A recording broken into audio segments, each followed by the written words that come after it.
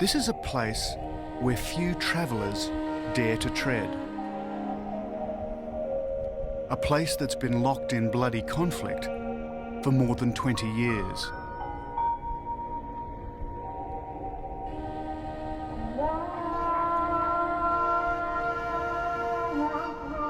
But beyond the conflict is a land of extraordinary beauty, a place that was once the fountainhead of one of the world's oldest beliefs. For me, this is a special journey to a valley hidden deep in this strictly Islamic land, as I seek the gigantic relics of a much more ancient faith, the lost Buddhas of Afghanistan.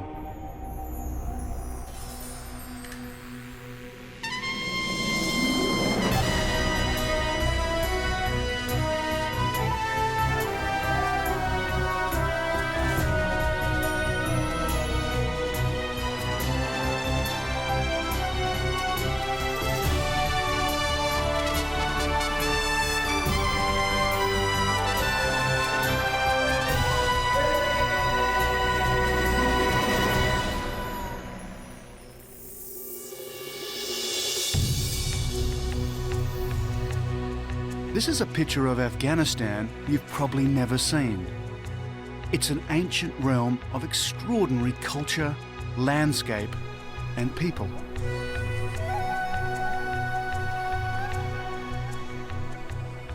My name is David Adams. I'm a photojournalist who specialises in travelling to the ends of the earth. And that's one of the reasons I'm here. Because hidden away in the remote Bamyan Valley are one of the unknown wonders of the world. Some of the oldest images of the Buddha, gigantic statues which few Westerners have ever seen. This was the place I remembered, a country torn apart by war.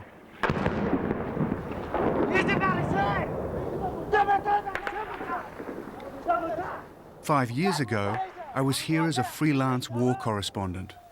Now the front line is that way, and the Hezbollah militia are firing right over my position through the other side of the city.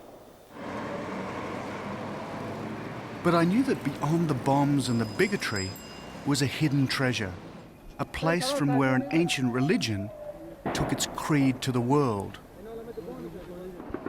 I swore that one day I'd seek out Bamyan and its lost Buddhas. Afghanistan is a landlocked country in Central Asia, sandwiched between Pakistan and Iran. From the capital Kabul, I head for Herat, and then up to Mazar-e-Sharif, and then on to Bamyan. My journey starts, though, in Pakistan, at a point where most people get their first and only glimpse of Afghanistan. It's on a road well trodden by armies, smugglers, and spies, the Khyber Pass.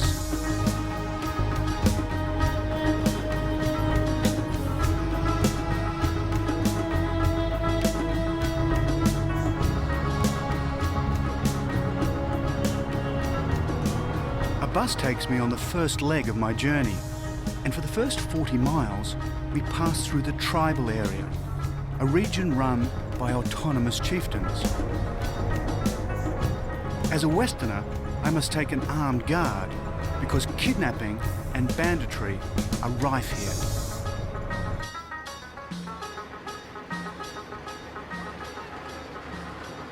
Then a familiar sight. 5 years ago, I remember passing this burnt-out tank. It's still here. We've just crossed the border into Afghanistan. Allow this 10,000 rupees Afghani, this Kabul bank. These kids are offering to exchange my American dollars and Pakistani rupees for the local currency, Afghanis. And so how much do they want for all of this? He's asking for 100 rupees. He wants 100 rupees. Yes. for this that's- amount of money. That He doesn't said, sound like the right exchange rate, is it? yeah, I don't think so, but that's what he wants from you. If you can The buy. problem is, there are 40,000 Afghanis to the dollar, I'd like to and these make that guys money anyway. are only offering me 10,000. But someday I think he'll be a very good businessman. Okay. Thank you.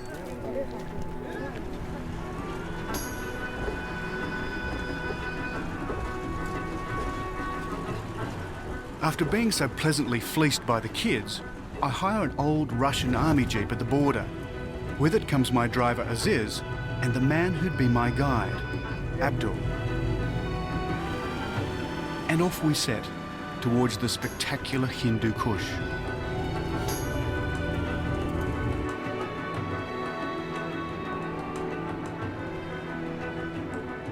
Slowly the road snakes towards Kabul, and as we go, it brings back a terrible sense of déjà vu. The last time I travelled up this road, it was controlled by the warlords of the Mujahideen, and there were checkpoints all the way along it, each one extracting a toll. If you refused to pay it, it could have cost you your life.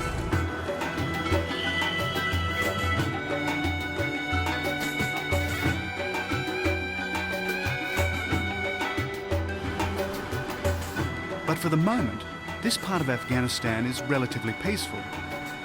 Soon I get my first glimpse of the capital, Kabul.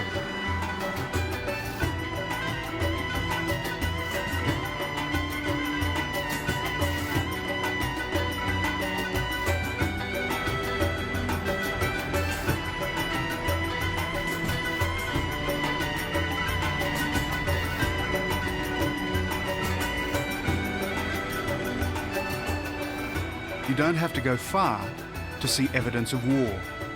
Everywhere, there's rubble. We film discreetly. Photography of humans is officially banned in Afghanistan. And because this is a country suffering from trade sanctions, Westerners aren't that popular. The people got no food to eat. Some of them, they are deprived from basic human needs.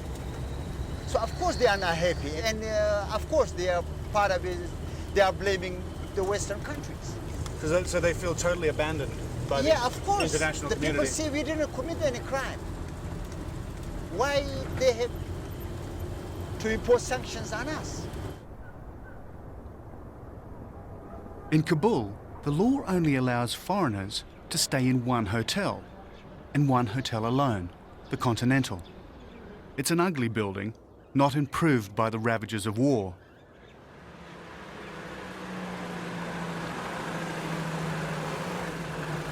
It was where I stayed last time, and it's where I stay this time.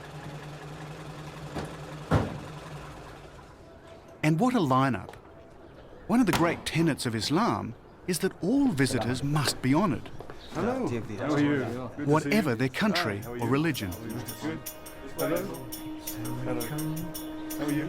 Salam alaikum. Hello. Nice to meet you.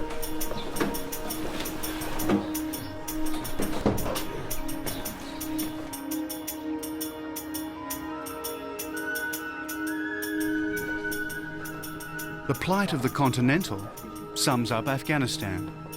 Normally, an international hotel like this would be brimming with businessmen, politicians, and power brokers. But aside from me, it's empty. A deserted monument to Afghanistan's international isolation.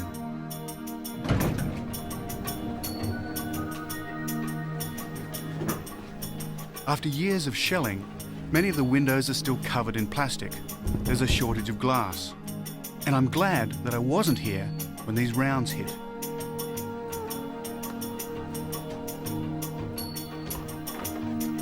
I asked for my old room.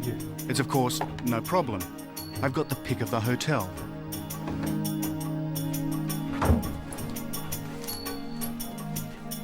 Great. Thank you very much.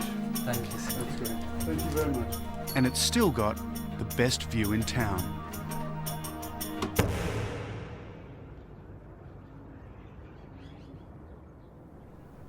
Now, 5 years ago, standing here, this was a panorama of battle. There were tanks over on that far hill. All the way through the city was just gunfire, and then from outside, rockets had come in and just lob into the city. It was just incredible to see it at peace. It's something I couldn't quite imagine 5 years ago.